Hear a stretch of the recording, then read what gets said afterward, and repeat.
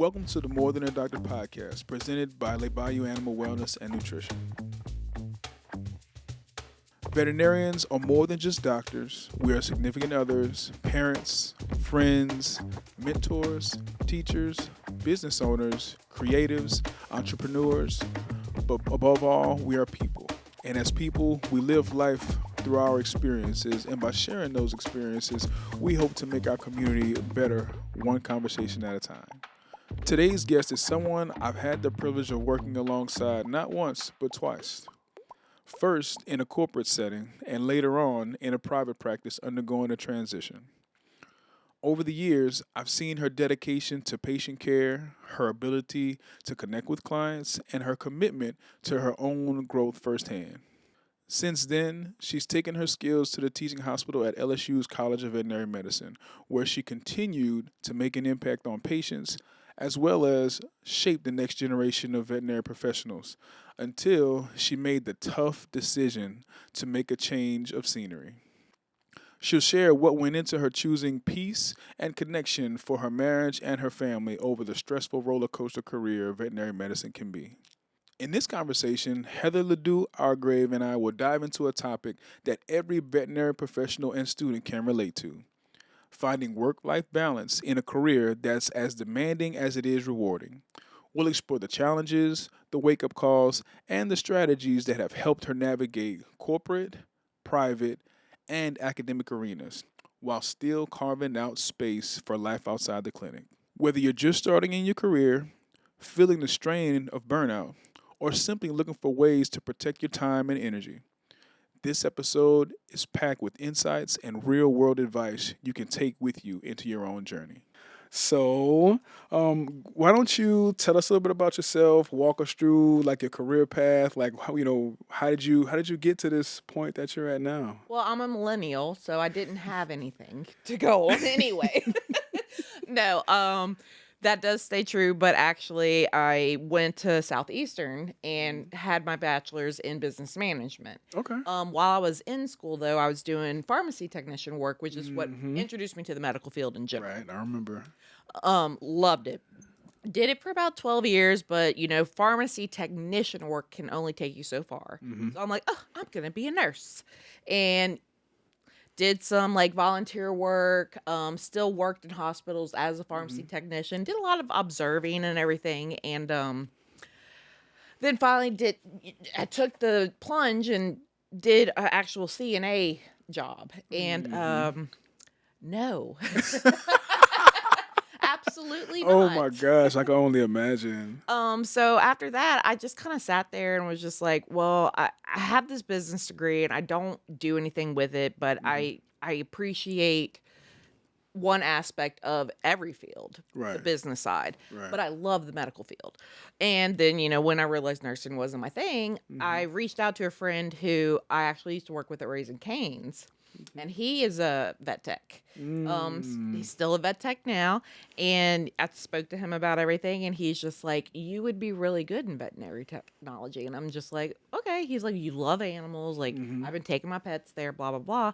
And so finally I took the plunge and got in vet tech school, basically, and started out at Banfield, which was a great place to get your feet wet.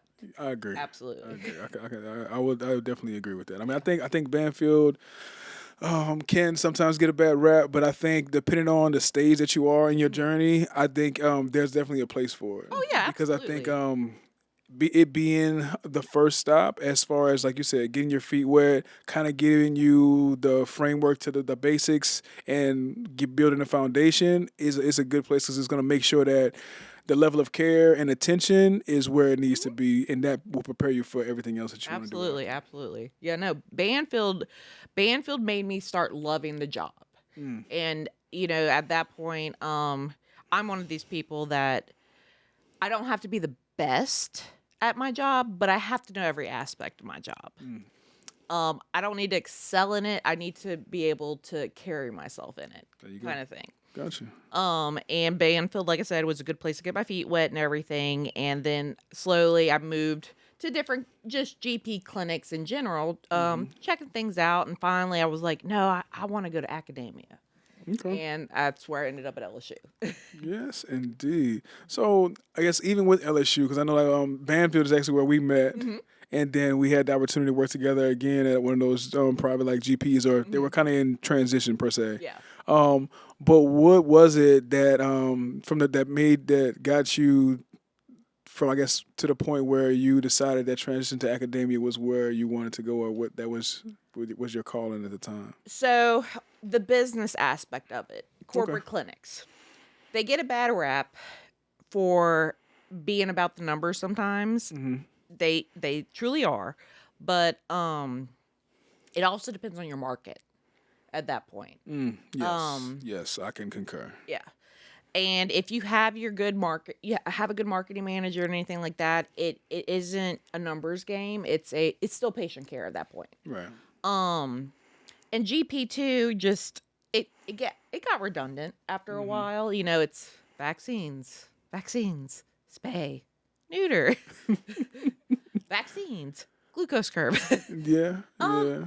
And that's fine, but I'm not one of those people that really like to be fine. I kind of, again, like I said earlier, I want to touch every aspect of my job, Right, like right. of what veterinary technology requires out of me. Gotcha. Um and so then too, as a person from just way back when I was younger, I've always loved to teach and train people. Mm-hmm. Um I think it's funny sometimes how like a lot of people just want to be the best at their job and not help someone who may be struggling or need Mm-hmm. improvement on something. Mm-hmm. Because why would you do that? Because if you teach them your skills and how you do things and it works for them, well then now my job's easier. Correct. Exactly. Exactly. Exactly. Yeah. And so when I kind of came to that realization, I was Mm-hmm. like, ooh, I think I need to go into academia. And so Mm. that's how I ended up at LSU. Okay. Nice. Nice. So what was in making that transition, or in having those different experiences in corporate versus Mhm. like private or just traditional GP, and then going into academia, what were some of the differences that you saw, or like maybe you kind of had your preconceived notion or assumption about what each of those were, but how did that affect your outlook or? So with corporate clinics, they're very predictable. Mm-hmm. Um, and what you expect or what you want out of it, you'll get out of it. Mm-hmm. Um, and they have their pluses, like good benefits, or better pay, or higher pay, maybe not better pay. Mm-hmm. um, but it's more structure for me Right. at Yeah. that point. Like For I sure. love the structure of corporate clinics. I know that A, B, C, D, and E are what I need to ask. It's gold standard because that's Mm-hmm. what they want. Mm-hmm. And then when you move to places like private clinics, where I'm at now is the first private clinic I've ever worked. Mm-hmm. And I appreciate them more because they're able to work more with clients. Yeah. Sure. We are in a place, economics take effect to everyone, especially Right. after COVID. Yes. And just being able to have the flexibility in private practice to kind of be lenient and be like, hey, let me help you with this, or let me, Mm-hmm. I'm going to take the nail clipping off or something like Mm-hmm. that. It makes a difference. It makes it more personable. It brings your clients back. It's, oh, they Right. care about me Right. kind of thing. Like my pet is not a number. And then when I went to academia, at that point, it was still patient care first, but Right. those students became my life. Oh my goodness. Yes, I could only imagine. It's like, and I think too, even for me, like the different seasons that I've had going through vet med, like in my position, I think that's a season that I'm coming into is like helping as Mhm. much as I can, trying to just provide insight, guidance, like creating spaces for them to feel safe and vulnerable enough to like, talk about what they're going through. Absolutely. And then like because I look at it too is the things that I think could have helped me when I was in that position, Mhm. or the support that kind of could have helped me or got me further along at that when I was at that point. I mean, I want to try to gift that or find out a way to where I can give back to serve and like help those in those positions now. You know what I Absolutely. mean? Absolutely. For I mean, sure. we're all getting older. Yes, yes, we are. We are. So it's just like, I might not be able to do this anymore, so I should teach someone how to do it. Yes. But yeah, no. Those students, the students were my life. Oh Like, my goodness. and definitely trying to teach them like what we were talking about, work-life balance. Like, Yes. it became kind of a mission for me at that Mm. point. So I was one of those people when I got into academia. I was very Grey's Anatomy, like, you signed up for this. Right, true. To an extent. Yeah. Yeah. And I mean, the first residents I had, I was so hard on them. And then finally, like, once I really got to see what the students go through, like Yeah. the fourth years. Whew. Boy, I remember fourth year. I got some fourth years on my line right now. That's like, Dr. Boda, I don't know What what, do I like, what are they do? doing? You'll not believe what they're doing to us. And I was like, yeah, I say it's fourth year, baby. It's time now. Yep. I said this. But they do it for a reason. Yeah, for It's sure. to make sure you can handle the pressure. Oh, definitely. I think part of the problem with some of the things today is you get put through that through fourth year to make sure you can handle your pressure and handle yourself and handle your patient. But I don't think students are really told that it's not the expectation per se when you get out in the real world, kind of thing. Like, you mean in reference to what they put them through specifically in fourth year is not necessarily the expectation that once they get out in practice? Yeah, like going out in practice. So like our students, they'll be on a rotation or whatever. It's a long day, a long shift. It's busy. It's whatnot, and they're basically sitting here like, I can't leave until I get these notes done, and I was supposed to go 4 hours ago. Yeah, but I would say sometimes it's like that though. It is. You know, I mean, and it's not. I'll say this though, it's not that every day. But like I said, I'll go back to like my first job. My first job was like It was like a combination of daytime GP, and night weekends we took emergency call. Okay. So it's like I might get a call at 10 p.m. When I go in there at 10 or whatever time I go in, I might not leave out of there till 2 or 3 o'clock. Whether that's patients coming in, whether that's me doing notes, whether that's me doing callbacks, whether that's me like creating or managing treatment plans, making sure patients are getting like their treatments done. I mean, now we have technicians for that too, but sometimes if you're there, you can do them because you want to make sure like when you have patients that you are taking from point A to point B and then discharging, you want to be there to at least, make sure that everything is going right, at least initially. Right. So like there are going to be some nights when it's like that. Or even if it's not emergency, say it's like a busy GP, but you might be like, it's a busy practice. So even though schedule says you get off at 8 or you get off at 9 or 10 or whatever the time is, you have cases that you need to transfer. You got notes that you got to do. You got your callbacks you got to make to update the clients before you leave, or if you're not going to be there the next day, to prepare them for what's going to come, for which doctor is going to follow up with them, which technician may do a follow-up call. So sometimes it is that. Now, when we approach when we approach the topic of work-life balance, it's like, okay, well, when is enough enough? It's kind of like this, I guess, I would say the new age, or like the younger generations are kind of like, okay, well, when is enough enough? And to a certain extent, I do agree, because I felt like was the part of the reason why I chose to go with relief was because I could choose to be more flexible. I could choose what my hours and what my days looked like.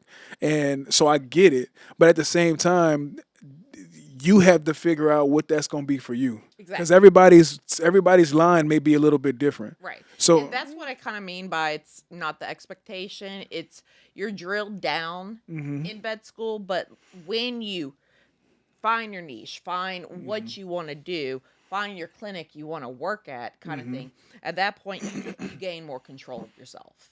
And that way, when I say it's not the expectation, it's no one expects you to do it, but as a doctor, that's your patient, and you should expect yourself to do it. Yes. It's so like that's kind of what I was trying to say. Yeah. I got you. So now that makes it a lot more clear, because it's like it's really discovering the type of doctor that you want to be. Exactly. Do you want to be like I get off a low right? You want to be the doctor that looks at the watch every time, or do you want to be the low touch doctor that's like you're there when you're there, but when you're not there, you're not there. Right. And I mean, I don't think anyone is right or wrong. I think it really depends on the individual. It also depends on the environment that you're in, the staff and the team that you have, the culture of the hospital. And this is where I always tell students too, or anybody that's interested in vet med, you want to try to visit any of the places that you're thinking about potentially working at. You want to see what the vibe is. You want to see how the culture is. You want to see what the chemistry and the team dynamic looks like to see if it's to see if their fit is good, but also to see if you're going to be a good fit for that environment too. Oh yeah, absolutely. A lot of people forget, and as a business major, I keep telling a lot of students this. I'm like, your interview is their interview too. Mm-hmm. And if you don't feel like it's right, it probably isn't. There you go. So, and I just, when they go in and they're like, what should I ask? And this, that, and the other, like, ask all the questions. Yeah, whatever you got. Whatever you think you should ask. ask. The shadow. Like, ask all the things. And if it doesn't fit or you just don't feel right, it's not right. Yeah, there you go. I think that's a good rule of thumb. Yeah, absolutely. Good advice. Good advice. Thanks. I know some things. So as we so we already kind of approached it, but getting into like work-life balance, and the one reason to why I thought this would be a good episode, a good topic for us. What does work-life balance mean to you? Work-life balance. So I'm going to revert back to my college days working at Raising Cane's. And one of the mottos was leave your problems at the door. And being a millennial now, I'm like, that's kind of harsh at this point. But, back in the day, I'm like, that's word. Yeah. That's law. And I've taken that and finally I'm like, no, it's kind of right. Like we shouldn't take our personal problems to work. We shouldn't take work home. Correct. And, so work-life balance for me was being able to go home and say, oh, I had a day like this, but then when it turned into the only thing we talked about or the only topic of my discussion Right. or only thing I cared about, that's not work-life balance. Or if you're off and it's like, oh, I've been working 4 10 straight and I'm tired and, I just want to decompress and like not do anything, but I'm going to check my phone and the group text and make sure everyone's doing everything. And it's like, that's not work-life balance at all. No, right. Right. You just lose yourself. Yeah, and I think when we get consumed by the work, and like you mentioned about taking work home, and when we're still working on things that are work related, when we should be on our downtime, spending time with our family, with our loved ones, or just pouring into ourselves. You know what I mean? So I think it's important. I think it's important enough to be self-aware, for everybody to be self-aware, to find out what it is that they need to make sure that they're on point, to make sure that they can give their 100% or give the most of themselves when they're at work, but also too for everybody else. Yeah. And I think in veterinary medicine, we have such a hard time separating that fact because we treat the voiceless. Yes. And so you're just constantly worried because you may not, the owner may say this, but you see that or you feel this and kind of thing. And it is very hard to separate yourself when, like I said, you're treating the voiceless. Yes, indeed, man. It's tough, man. And it's like it makes me even think too about just the decision to come into this field, and then bright-eyed, bushy-tailed, not really knowing how it was going to affect us or the toll that it would potentially take, and then and I don't mean that as a negative, Right? But it's by taking those things on, consciously or subconsciously, it affects you. Oh yeah. You know what I mean? And where you're up thinking about specific clients, specific patients, like, well, did we make the right decision, or could we have handled it better, or and so on and so forth. So it's we have to be, I think, learning how to deal with stress, and we'll say work associated trauma is important. Oh yeah. Because if you let it, it'll eat you up. Oh, absolutely. It'll consume you if you let it. Oh yeah, and when you get into certain like fields or specialties in veterinary medicine, like you get to a point sometimes you're in survival mode. Yes. And that was a big thing for me when I finally kind of made my adjustments and work-life balance adjustments. I was in survival mode for a long time, and then finally, like, once I got to calm down and decompress and all this stuff, like, who I was before Right. started coming back out, and not wanting to avoid people or phone calls or like anything like that. It Yeah. started going away. Gotcha. Was it is something in particular that like kind of like brought you to that a position of awareness? Yeah, I mean, it was kind of a culmination of things. Just marriage, just being married, Hey, period. that would be a check for you, a reality check for sure. Yes.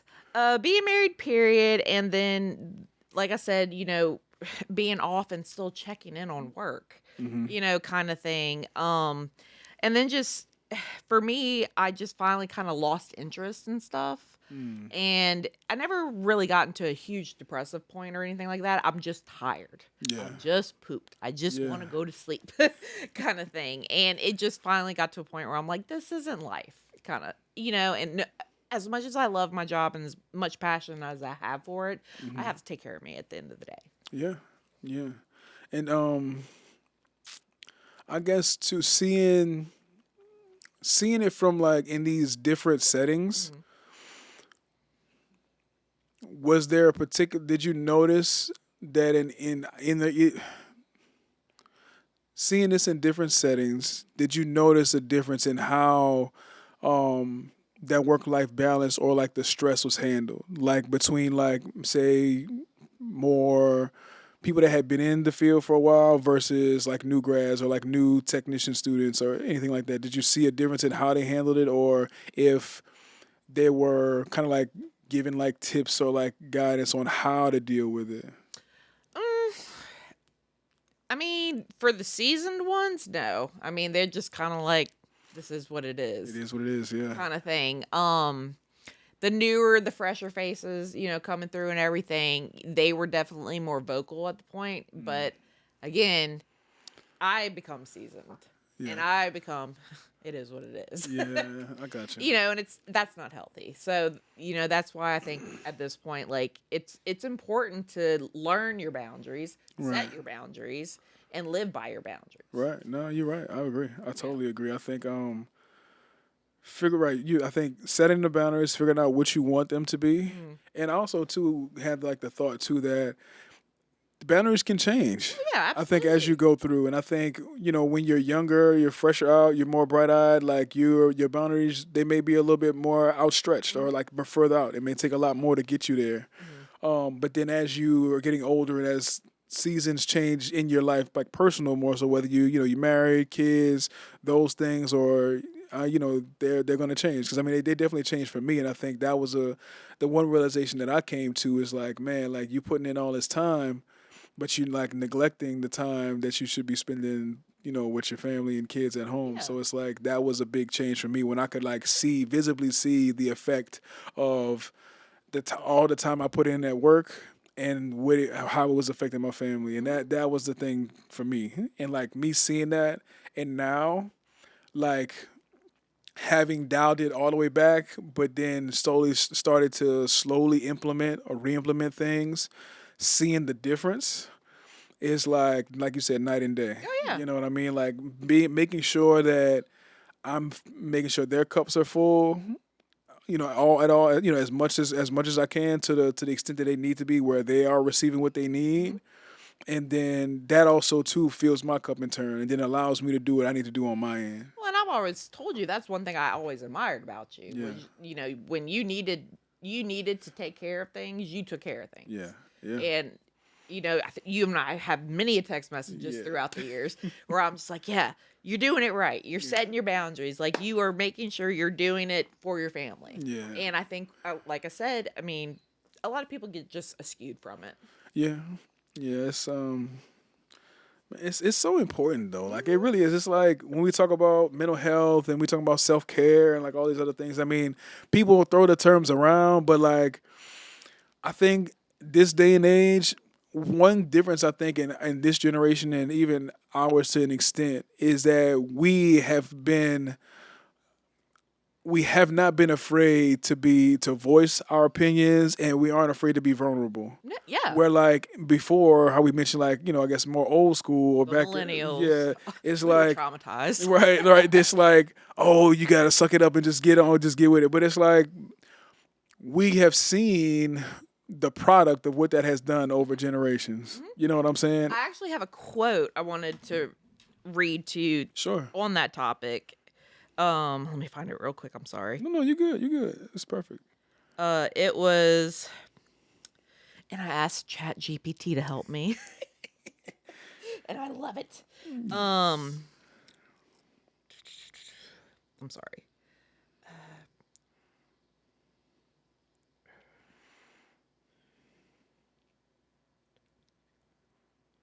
Oh my God, where'd it go? Okay, here it is.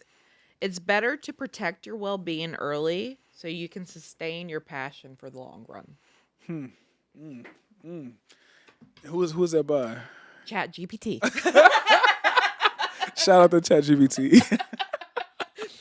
When I saw that, I was yes, like, oh, that was yes. good. It was So it very says, so good. it's That was better. almost a Taylor Swift lyric. Low key. So it says it's better to protect your. It's better to. It's Oh, wait. It's better to protect your well-being early. So make sure you set your boundaries. Make Yeah. sure you know what you want from your career Yep. and what your career expects of you. Yes. So you can sustain the passion of doing it I love for that. the long run. Oh my goodness, that's a word. Just so y'all know, that's a word. Okay, so y'all write that down. Please write that down. Yeah, man. I thought that was beautiful. It was. It's really good. I mean, that's like perfect for the conversation for sure. I guess with maintaining that, like, so even like going off of the quote, what are some ways or like maybe changes that you made to kind of help make sure that you had your boundaries set and you were moving in a direction or moving in a way that was gonna keep that balance, make sure that you were staying connected with your loved ones, with your husband, with your family, friends, and things like that? I mean, I had to make a change, obviously. Like I said, it was one of the hardest changes I ever had to do. Definitely didn't want to do it, but it was for the best for me and my family. Right. And so at this point, I've reconnected with my husband at this point, and we do things together. We make different activities together and whatnot. And I've just, where I'm at now, I have told them, like, I was transparent from the beginning what I needed. Yeah. And at this point, I was just like, I'm this old. I've been doing it for this long. Like, if they like me, they like me, and if they want me, they want me. Yeah. And they did. And so they're very respectful of my situation and whatnot. And they're so welcoming. Like, Yeah. that was just the best part of it. Like, Yeah. they were so awesome. And yeah, no, like, they just really listen to their employees. And that's what I really appreciated from them. And so having that freedom for the first few months, I was just like, this is weird. Like, I should be doing something. Yeah. But like, oh yeah, wait, I need to do something with my family. That's what I need to do. Right. And so you just kind of finally find that place in yourself again. And you're Yeah. like, oh yeah, I forgot how fun this was. Right. And, Right. oh, okay. And you get excited again. Yeah. And that life comes back. And I don't want that to seem negative at all, because it's not. We're all different, and like you said, we all grow, we all change. Like, Right. our perspectives change. Yes. And if I were a single woman and younger, where I was, I probably would still be there. But priorities change. Yeah. Things go differently. For sure. And just getting back to myself, that was the biggest part. Yeah. And I just, like, I feel like the one who was holding the snake, Athena, I think was her name. Uh-huh. Yeah, you remember her. Yeah. Yeah, and then just the fun came back. Good. I'm glad to hear that. I'm happy to hear that. Yeah. I'm super happy to hear that. Because it seems like, I think when we take time off like that, it gives it's like stress is like inflammatory to like our nervous system in a way. And it's like when we have that time where we're not as stressed, or we're not continuously having survival that mode. right in survival mode, our body has a chance to just calm down. And once it calms down, we get to that point or that space where it's just like, yeah, you know what I mean? And then once we get to that point, everything else is like not necessarily learning how to do certain things over again, but just like you said, it's like that old feeling comes back where it's like, oh, this is how it's supposed to be. Yeah, well, this is okay. I remember this Like now. this is It's nice. like riding a bike. Yeah, this is nice. This is nice.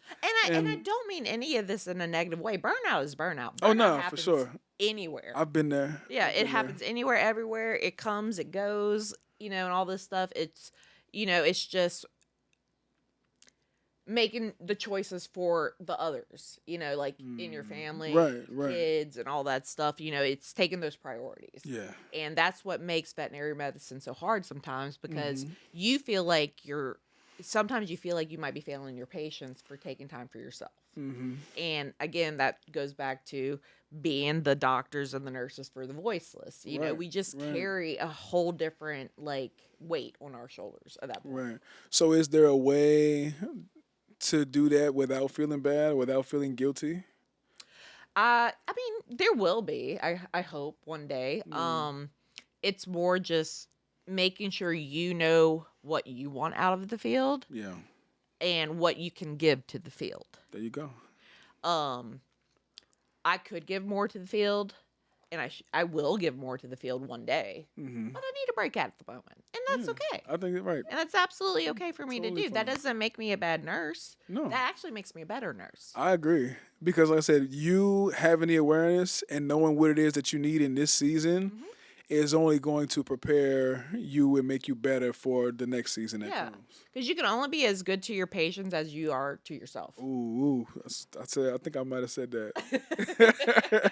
I think I said probably not that exactly, but something similar to It's that. probably something you've told me in the Yeah, past.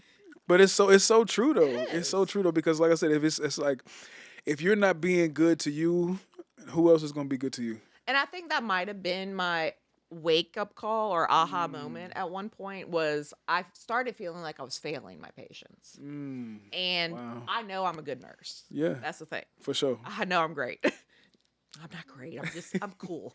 But when I felt like I wasn't doing them a due diligence Yeah, I got you. in their patient care, that's when I knew I needed to take a step back. Got you. Yeah. In learning or in realizing those things, and now coming to this new place that you're in now, was it? Are there any like non-negotiables? I know you mentioned about like when you sat down with the place that you're doing at part-time now, and you were transparent with them from the beginning. Did you get to? Were there any non-negotiables for you? No, I just wanted understanding. Got you. There's I'm not one that has non-negotiables. I have this is what's going on kind of thing, and I want, like I said, the transparency and the understanding of, this is what I'm dealing with, or this is what I can offer you, and it's kind of your choice at this point. Yeah. Kind of like that. I don't know if I want to say that take it or leave it energy, but yeah, it's like I'm good. Like I would like to be a part of what you guys have, and this is what I have to offer. Exactly. And it's like if you think that this could be a good fit, then cool. If Yeah. not, then okay. Yeah. Yeah. Yeah, I think no, I that's mean, good. I think that's a good approach. And that's not in my opinion, that's not a horrible approach. I don't think that's so. building a foundation and seeing if you're cohesive with one another. Right. Yeah. I agree. And I mean, that's why we have 90-day probation sometimes. You are correct. And some people make it through the 90, some people don't. Yeah, exactly. But it's because our field, you have to coexist with your with your coworkers. Heck yeah, right. And then with the business. Right. Kind of thing. And then two, when it comes to our doctors, I mean, our job is to be y'all's right-hand person. Our job is to be 2 steps ahead of y'all. That has always been my motto. I have to be 2 steps ahead of my doctor and know what he needs There you or go. know what they need, Right. kind of thing. And if it's just not meshing, Mm-hmm. it's okay to say it's not working. Yeah. It's not a bad reflection on you. It's not a bad reflection on a nurse. It's No. just this isn't working kind of thing. Yeah. Yeah. Because I mean, at the end of the day, we want to be made. I think in any veterinary like workspace environment, we want to make sure that we're all putting each other in the best position to succeed, in the Yeah, best absolutely. position to not just individually, but collectively as a team, and for the patients and for the clients that we're serving every day. Earlier, you mentioned about when you like being when in academia and like being there for the students, for the interns, residents. You were hard on the first group. That was. What was there a turning point there that kind of like let you know that you were being a little hard, and how did you kind of start to change the approach there? So, first off, I give you vet students all props. All of them. Y'all get put through the ringer 4th year, and I'm so sorry. um and with the department I was in, well, I mean, with any department, they're only there for 2 weeks, and then they may do a second rotation months later kind of thing, and it's 2 weeks long. Right. And like I said, it was, oh, y'all signed up for this, like y'all paid tuition for this, like all this stuff kind of thing. Mm-hmm. And y'all shouldn't be complaining. But then at the end of the day, like at the end of the day, finally, I'm just seeing the toll it's taken on them, and just like, I just kind of started feeling bad to the point I'm like, God, they're being put through this, but they're not being told how to handle it. Uh, Kind of that's thing. it. And That was it. the turning point for me. Hmm. They're in the corner like, or they're just like, I had a hard euthanasia, and I've got to go and do all these notes and da da da, And then finally, I was like, well, no one's letting them process this. Right. Or even maybe they weren't prepped Exactly. as for like what it was gonna look like. Yeah, because I would have students like, this is my first euthanasia. I've never done one. And I'm like, have you? Okay, well, okay. Why am I asking have you? You haven't done one. Right. So I have to explain it to them kind of Right, thing, because their resident doctor is handling multiple clients or patients at the time. And, you see the nervousness in them Yeah. kind of thing. And then like there's just some that are hard. Yeah. Nah. And they just break down, and it's just like, at that point I'm just like, this isn't about signing up for things. This is about like, no one's telling them how to handle these things.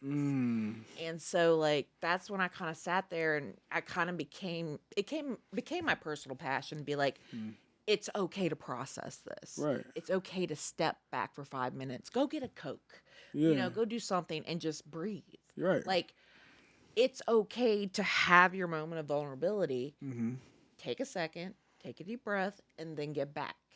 And you could just see in their faces that no one told them that they could do that kind of thing.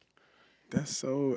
I guess because I'm trying like hearing you say that, it's like makes me think back to my time in school, and I'm trying to realize or think like, did we have like, I mean, it wasn't clearly there was no class that's going to do that. I mean, we had human animal bond class, which by far very underrated class. Really? Yes, human animal bond for us was super underrated because that really kind of gave you the foundation of like client communication, like being how to be empathetic, like, and just how do you navigate those ebbs and flows. Basically, that's really what it was about. Yeah. And I mean, we didn't. It wasn't a lot of practice that we got with that specifically, but we did get posed with a lot of different scenarios and how to handle it. Yeah. So that's excuse me, not maybe the prep for like a euthanasia per se, Yeah. but it still gives you skills and tools that you can pull from when you get put into it. Right. Exactly. And it's I think it's that too is part of the reason too why I wanted to start this podcast. Also too why I I think I've become a lot more passionate about helping students and new grads because you're right. Those are the soft skills that you may not get in school, Right. like whether there's a class for it or whether it's even just that it's simple instruction, like how like how you were doing. Like they may not, a lot of students may not get that. So it's like by building a space to start to equip them with those things, we can make their experience better Absolutely. and be more transparent with what this field really has, with what it has to offer, and how they can be of service in the field. Yep. But we want to make sure that they're adequately prepared, or at least for those things that are going to come. Absolutely. No, absolutely. And I mean, it's kind of like you said with the generational change. We were just kind of told to suck it up, kind Yeah. of thing. Yeah. And it, we're so damaged from it. No, I'm just kidding. No, it's just I have so much compassion being the one that was told to suck it up all the time, and now realizing as an adult or an older adult, like that didn't need to be the case. Yeah. Like you need to teach them to be rough around the edges, but like you can also teach them like it's okay to like go take you 5 minutes and just oof, that was rough kind of thing. Yeah, and also too that makes me think too about like even like parenting, like because I feel like I know how I was brought up and how I was raised, and I think about like how my wife and I are raising our kids, and it's like kind of the same in some ways, but a lot of ways like totally different. Yeah, You know what I'm saying? So it's like it's just like over time, parenting changes. Teaching should change. The ideals and the principles within vet school. I mean, philosophy and everything. We kind of keep the pillars, but there are ways that it can grow with the time. You know what I mean? So it's I think I will say LSU has done a good job with helping the students. Like they have a social worker basically. Okay. And I think they do like rounds and like decompression sessions and like all this stuff. And I appreciate that service is offered to them at least because we didn't have that in college. Nah, we ain't had that either. Nah, we ain't had nothing like that. Oh, you want to cry? Here's a tissue. Right, or like take that outside. Leave your problems at the door. Exactly. So you do you think, I guess I don't want to kind of preface it. Seeing students coming through, do you think that there is some sort of like, do they have a misconception or a preconceived notion about what the balance looks like or about what it's supposed to look like versus what they actually see? Sorry. It's okay. You good. Yes and no. Okay. A preconceived note.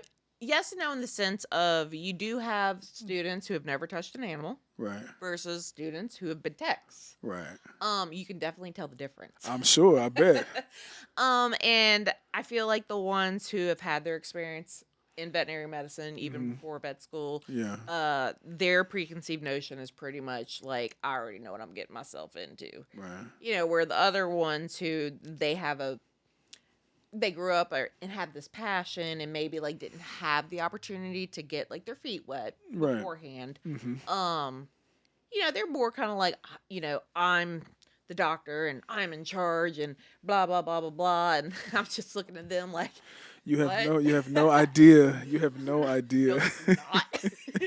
No, it is more of a professionalism in the ones who don't have the experience, because it is more of a gray, black and white, like cut and dry, like I'm the doctor, you're this, like these are our roles kind of thing, where the doctors who have been technicians or who've done their shadowing and like, whatnot, they're like, I need you. Right, I need you. Right, I need you for sure. I literally posted on Facebook one time. It was just a stupid little thing, and it was like 100 doctors versus 100 techs. Who would win?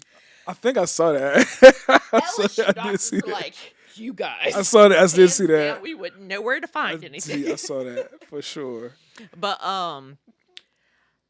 I think the ones who also don't have the experience in the field beforehand, like, I think their preconceived notion is that the clients are going to listen to them and do everything that Yeah. they suggest. Yeah. And then they're going to get frustrated about it when it doesn't happen. Yeah. Yeah.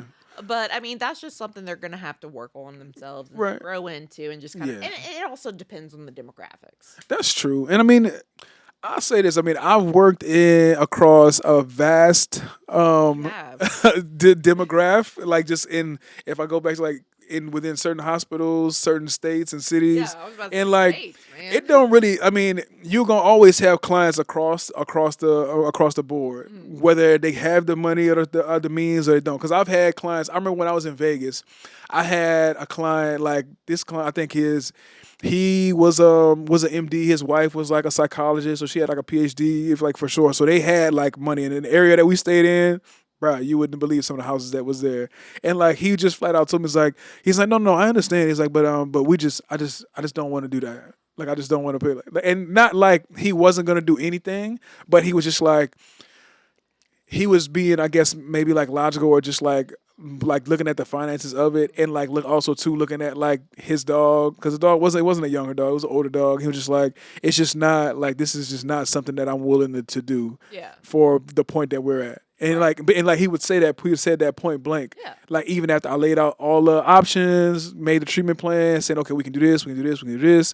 It just it depends on how he wanted to do it. And his approach was he wanted to kind of go with a less is more, let's medically manage. If it works, it works. If it doesn't, I'm okay with it. And that's okay. It's not, and it wasn't that he was being a bad owner. No. He was just looking at like quality of life and like weighing weighing the pros and cons of each. Yeah. And he was okay with doing it. And I don't think that that's bad. I think because what I always tell clients is what our job is to take care of you and to take care of your pet. And however we decide to do that is between us, and it's between you and your pet. Because at the end of the day, I want to try to give you as much information as possible to help you make the best decision for you. Yep. There's no right or wrong decision. And I think that's a big misconception for veterinary medicine with people who are not involved in veterinary medicine, saying we're in it for the money kind of thing. No. So again, like I've said earlier, we are supposed to be there for your voiceless animal. Exactly. We have to give you the gold standard estimate. Now, yeah, it might be a lot of money, and depending on what's wrong, it might not be needed, but I want you to have your options. Yeah, exactly. And you get to choose. It doesn't make you a bad owner, just like you said, but this is the gold standard of care. It doesn't make you a bad owner. It makes you a more well-informed owner. Yeah. You know what I'm saying? Because I tell students too, is like the other side of it is that you want to protect yourself. Mm-hmm.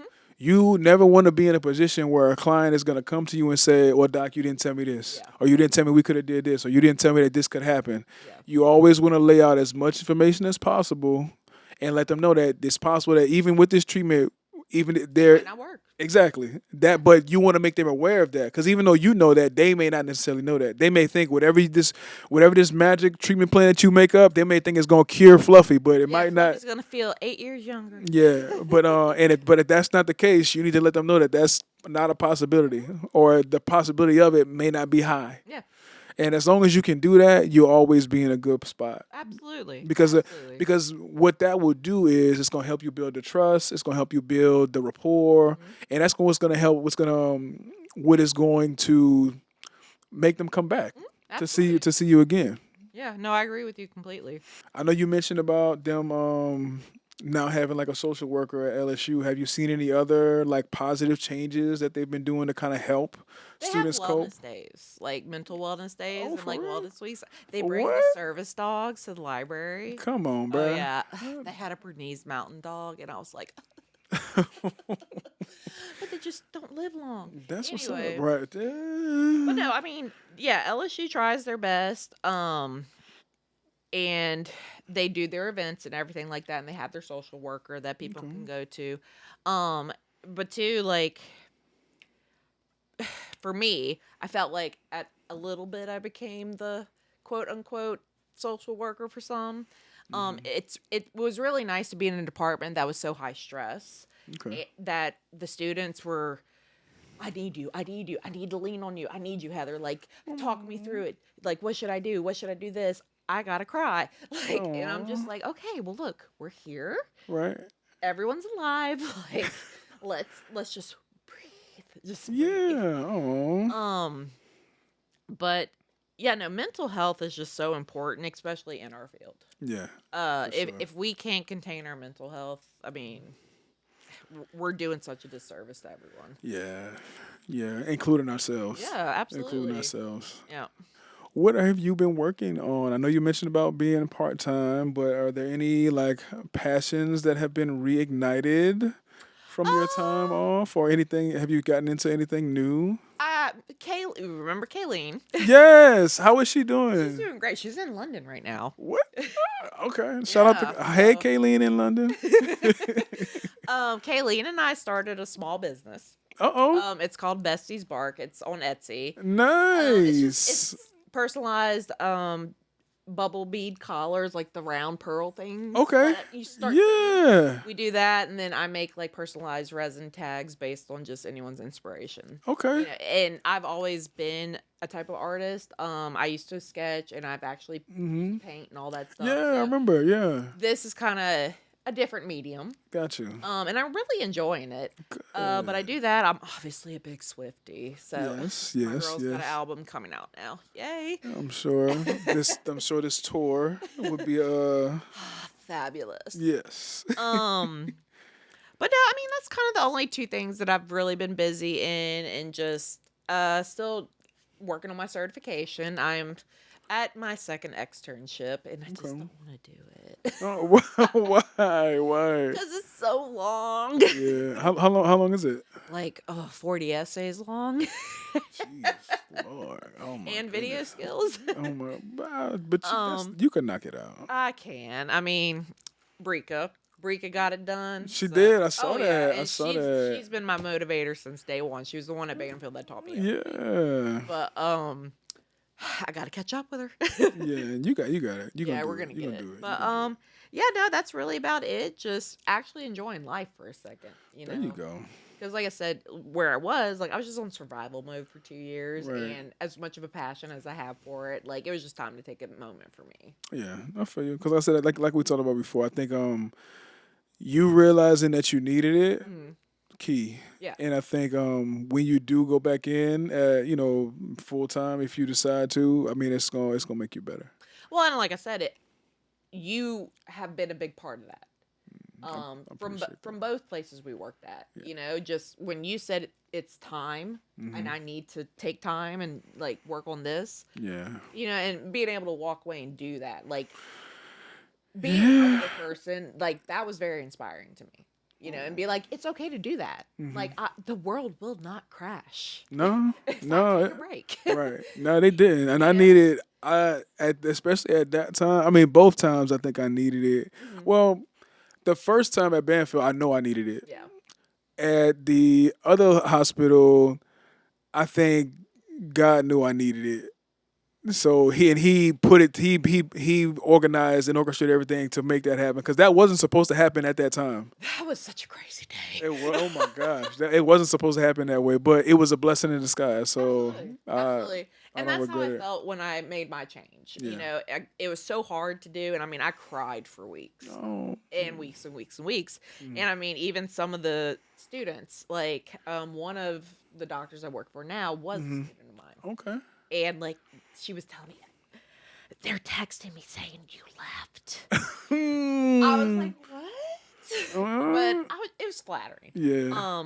But it was definitely a blessing in disguise. I met this girl for a reason. Right. Now I am here with her, and where I'm at is very, very great for where I need to be. Yeah. And I'm just so thankful and grateful. And it's like you said, it was a huge blessing in disguise. Good deal. I'm So I just happy love how about the world will make things work sometimes. No, you're right. You're right. It's like even when we don't know it, it's like I said, God, everything happens for a reason. Yeah, And like, and I don't think I was taught as a young child, nothing that's put in front of you is something you can't handle. I guess another question I had too is we talked about like knowing when to leave certain places, but was it what was it that has started to bring you back? even though it's part time, like what was that? Like what Um, to start bringing me, I mean, I never left. Oh, Basically, I just right, needed right. to change it, Gotcha. kind of thing. Okay. And where I'm at now, um, they've been just so the biggest thing was the few clinics I've been at, academia, and all this stuff. It's very, cut and dry. This is their thing. This is your thing, like kind of thing. And they always say the worst thing about veterinary medicine sometimes is being family involved. Hmm. And I take that with a grain of salt sometimes. Okay. I think if you have a good team, Yeah. it feels like family. I can I don't agree with think that. every team should be family, but I think the right team feels like it. I could agree with that. And where I'm at now, that is What their you got? vibe Gotcha. kind of thing. And it's just very refreshing to Okay. see that and be like, Good. oh, there's teamwork still in this Right, field. right. It's kind still of it's thing. still alive. It's still alive. Yay. And it was just Yeah. very refreshing, and it just kind of brought it back. And I'm just like, ooh, okay, cool. Like, I'm having fun again. Yeah. Okay. I'm That's enjoying my good. job. I guess for anybody that's listening now, and if anybody that's listening now that feels like they may be coming to a crossroad or coming to a point where it is starting to kind of take over, or like, you know, just I guess we could just leave it like that. Um, if they feel like they're coming to a crossroads where the work part is overtaking the life part, what would you tell them? What would be the first place they should be looking at in order to potentially make a change? So, first thing I think they need to look at is depending on where you're at, your clinic, what type of clinic, who owns the clinic, your demographic. There's a lot of clinics that don't have a lot of resources, where there are plenty of spaces and places, where there are multiple clinics with resources. You should always find your outlet first. Find a therapist, find a anonymous 1-800 number or something like that. Find your friend. But be sure you have that to kind of get those emotions out. Right. Don't keep it in. Right. Like, don't keep it in. It's gonna tear you apart. Yeah. Unfortunately. Yes. A lot of people aren't blessed with being able to make moves like we have. So being able to find that balance, I would definitely do your research first. And like we said earlier, it's not only your interview, it's their interview too. Correct. And if it Very doesn't much feel so. right, there's a good reason it doesn't. Right. So I feel like knowing those things and being so self-aware about that stuff, is definitely going to be your biggest asset. Say you have your outlet. How do you know if it's time? What would you tell someone, or like what advice would you have for them to know or figure out that it's time? So finding out it's time is going to be different for everybody. Right. For me, it was a lot more emotional. But it's time when you don't want to go there anymore. It's time when you're having a panic attack before you go there. It's time when you're crying more than you're happy. It's time when you're more upset with your job than you are fulfilled with your job. How your relationships, progress and whatnot. But when it's not fun anymore, when you feel like you're failing your patients, that's your time. Yeah. Yeah. And that was a very hard, reality I had to face. Right. Or And then, in academia, not only did I start feeling like I started failing my patients, I started feeling like I failed my students. I agree. I mean, I think all those things definitely strike chords and pain points. And I mean, if you're at a point where you are feeling like that, then you're at a change. Yeah. It If does you're need to not, be if you made. feel like you're not succeeding, then that's your wake up call. Yeah. And I think too, where you're feeling more drained than, I guess, when you feel more drained than actually getting energy or getting life from the work that you're doing, from serving in that capacity, Absolutely. um, yeah, I think it's definitely time to make a Yeah, change. absolutely. I agree with that because like you would have like days where like you had this case come in and Hmm. it was complex but fun and you got this like Hmm. high. Right. No, that's really how it is. It's like when you are When that in, goes away. yeah, because I say when you're operating from a place of like giving and serving, when you're making those energy exchanges by giving that, and then are getting the feedback and you're getting the appreciation or the acknowledgement from the clients, from the patients themselves too, that gives you energy back to Yeah, continue to do it's your everything that you're doing. motivation. Right, Yeah. exactly. So I totally agree. Yep. And I'll say, lastly, to bring everything to a close, what does for this vet nurse edition of More Than a Doctor, what does being or becoming more than a pet nurse mean to you? Becoming more than a pet nurse. I mean, well, first off, being a pet nurse has just made me a better person in general. I love that. Period. The end. Um, it's made me a better person in the sense of being that advocate A for my patient, Hmm. but also being that safe space for the client. Yes. Um, you get a lot of clients, and you know this as well, where Hmm. it's you got a regular nurse or a regular doctor, and it's just. I mean, I had a clinic one time. I was so connected to this dog. When they finally decided it was time, I Hmm. drove up there on my day off. Oh, yeah. And so Hmm. that's what my takeaway is for that. Yeah. Like when you have that kind of connection and mentality and stuff like Hmm. that, that's what makes everything worth it. Yeah. I agree. I agree. Well, that wraps us up. I'm so glad and happy that you were able to spend Oh, I've some time with enjoyed us this. It's today. been great. It's been a great talk. No, it says this was amazing. This was really Yeah, it was good. just like, oh, it's a good session, man. Because Yeah. we've been through some stuff. No, we have, bruh. And it's like, You I know, you were think, my first euthanasia. yes. Oh my God, bruh. I remember that. Oh God, that Oh was my the goodness. worst. It was, bruh. And I tell people all the time, too, is like, I've been doing this for 11 years, over 11 years, and it's like, it has never gotten easier. No. Never. And some aren't as bad as others, but like when you have some of those that are really, really tough on the family, and it like brings you to tears in a way, it's like, man, Well, it's a I lot. think you just messed me up. No, seriously, because every place I go, I'm like, I'm just gonna cry during it. I'm just sorry. They're just like, you haven't gotten Wait. better.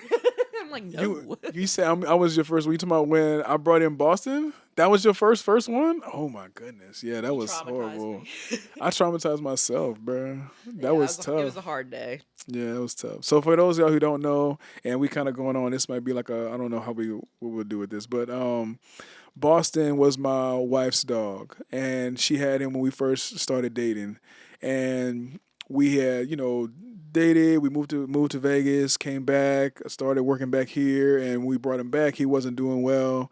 But I had just checked him, did checks on everything. We did blood work, X-rays, everything You before thought he he came had back. like valley fever, I thought, at And one point. I kind of thought that's what it was, but then but I was like, I don't know how he would have got it Ooh, because like he didn't have like he didn't get exposed to anything yeah. like that. But when I brought him to my mentor's place in New Orleans, he did a scan on him, and he was like, man, he thinks he might have had like malignant melanoma, like Ugh. lung cancer. Because like the crazy thing about it is I did chest like met checks on him, or just 3 view chest rads before we left Vegas.